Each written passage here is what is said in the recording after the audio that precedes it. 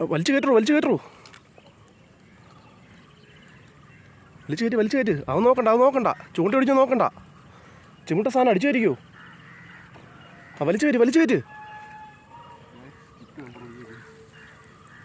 വലിച്ചു കയറ്റ് ഇടാ സ്റ്റിക്ക് മറ്റേ വടി കൈയിട്ട് ചൂണ്ടയിട്ട് കറക്കാൻ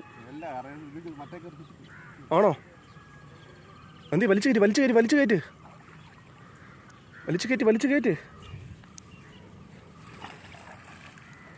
മോനെ അതെ ടിക്കൊടിച്ച്